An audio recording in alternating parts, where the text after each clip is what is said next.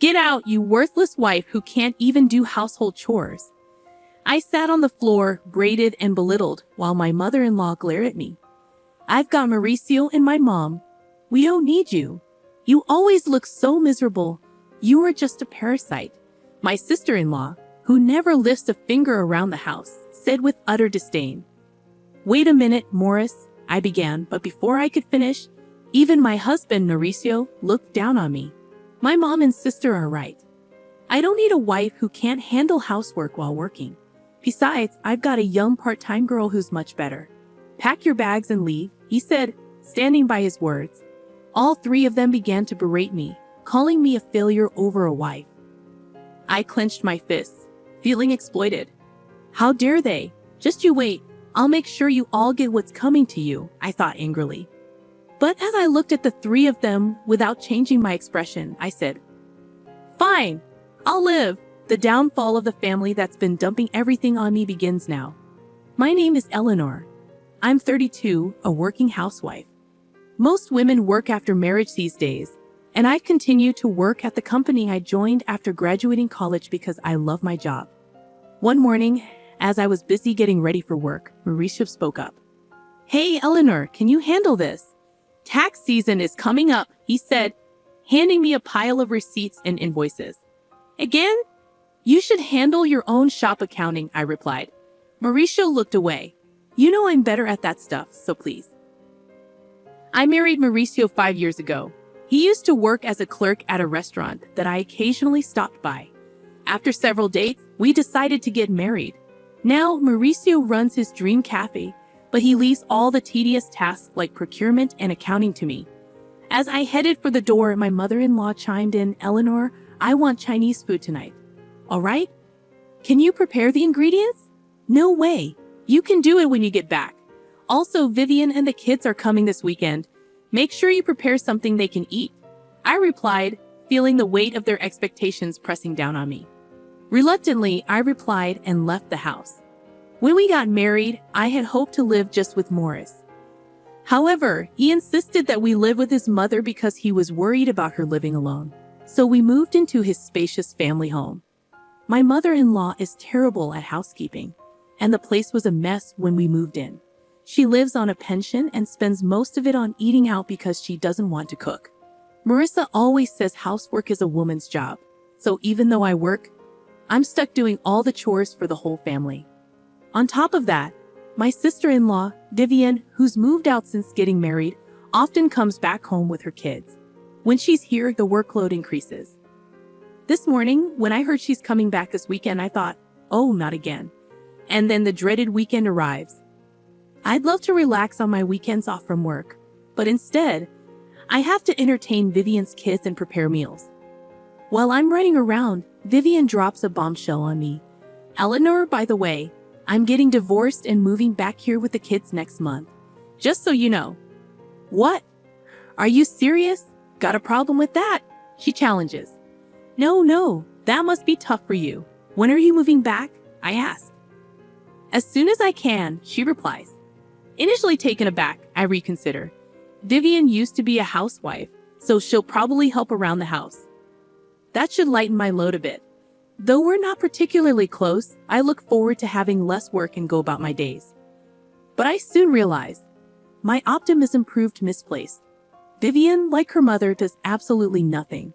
She lounges around all day, watching TV and snacking. She neither works nor does housework. Apparently, her neglect of household duties was a major reason for her divorce. Now I have to do all the chores, including making meals for her picky kids and getting them ready for kindergarten. As time passes, my job gets busier with a new project requiring more overtime and early starts. The house becomes increasingly messy. Coming home to a chaotic house is utterly disappointing. And yet, everyone keeps asking, when's dinner? Or you're so slow. To make matters worse, I start getting passive-aggressive comments from Vivian and my mother-in-law. Eleanor, the laundry is piling up. Just because you work doesn't mean you can slack off. My mother-in-law scolds. But I'm busy too. As I try to argue, Vivian cuts in, talking back to your mother-in-law. You're so bold, Eleanor. And you've been buying all the meals. That's not good for the kids. If you're home, can't you help out a bit? What are you saying, Mauricio? Vivian adds, as a business owner, you don't have to work. You're just doing it out of selfishness. So fulfill your duties as a wife perfectly. I was rendered speechless, and both of them looked at me as if it was all perfectly normal. That night, I was so angry I could explode, so I talked to Mauricio. I'm busy with work, and neither your mom nor your sister is helping with the housework. You're not bad-mouthing my mom and sister, are you? Mauricio glared at me. I replied in amazement, no, that's not it.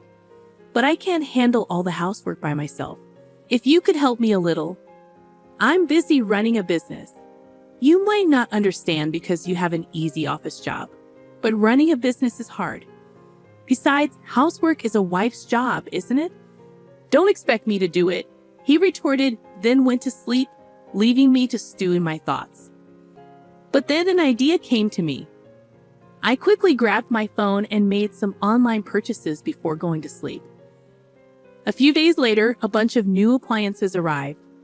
A new washer-dryer, a cleaning robot, and kitchen appliances with automatic cooking functions. If no one's going to help me, I might as well make my chores easier with some handy gadgets. As the delivery guys were bringing in the washer, my mother-in-law and sister-in-law showed up. You bought a new washer without asking. The old one still works, but it's old, and this will make laundry faster and easier, I explained. What's all this? A cleaning robot and cooking appliances? My mother-in-law summoned me to the living room, where they were sitting on the sofa, and I was told to sit on the floor. Mauricio was there too, sitting next to his mom, looking smug. What's going on? I asked, confused. What do you mean? What's going on? You bought all these lazy gadgets with the household money. What are you thinking? My mother-in-law shouted. I thought it would make housework more efficient. I defended myself. It's not about efficiency. People these days rely too much on machines. My sister-in-law chimed in. Exactly, Eleanor. And those are luxury items. The appliances we have are still usable. You're just being wasteful because Mauricio is a business owner. She added, glaring at me, and Mauricio nodded in agreement. But I was just trying to make life easier for myself. Can't you even do housework properly? I countered. I wanted to say, look who's talking, but I kept quiet. Finally, my mother-in-law, perhaps frustrated by my silence, snapped, if you can't even do housework properly, you should just leave. I looked at her in shock, and she glared back at me, saying, we don't need you. Mauricio and I are fine without you. You always look so tired and miserable. You're just a parasite. My sister-in-law spoke in a tone that suggested she was fed up. Wait a minute, Mauricio, your mom and sister are being way too harsh. I turned to Mauricio for his support, but he looked down on me and said, they're right. I don't need a wife who can't handle housework. I stared at Mauricio in disbelief, but he just smirked. I'm a business owner, and I can do whatever I want with my money. I don't need a wife who spends it to make her life easier. Why would you say something like that? Besides, I've been getting along well with a young part-time worker. She's cute, unlike you. Pack your bags and leave. Stunned by Mauricio's words, all three began to berate me, calling me a failure of a wife. I clenched my fists in anger. After exploiting me all this time, they dare to say this. Just you wait. I'll make you regret this. But I kept my composure and said, fine, I'll leave. Good, we'll be better off without you, my mother-in-law spat out. I silently stood up and placed something on the table. Mauricio, let's get divorced. It was a pre-filled divorce application. As a sort of talisman, tired of everything, I decided, fine, I'll sign it, but don't regret it later. Mauricio signed the papers, and I packed my bags, moving to a weekly apartment that same day. No one came to see me off. I submitted the divorce papers to the city hall and rented a condo. Around the same time, I accepted a promotion I had been refusing due to housework and became a department head. Advancing my career, which I had almost given up on, I became more and more immersed in my work. Thrilled that no one was there to hinder me more than anything else, I was overjoyed. About a week after leaving, my former mother-in-law started calling, but I was busy and had no desire to talk to someone who had called me a worthless wife. I continued to ignore her calls. A year later, on a day off, she called again. Thinking it was time to settle things, I answered, "Hello." "Eleanor, you finally answered. How could you ignore me for over a year?" "What do you want?" she inquired. "Well, how are you doing? Are you okay?" Her probing questions seemed insincere. "I'm doing great, working hard in my own apartment. I've been promoted and my salary has increased. I'm living comfortably," I replied straightforwardly. "Is that so? Would you consider coming back?" Her tone was almost pleading. "Why now?"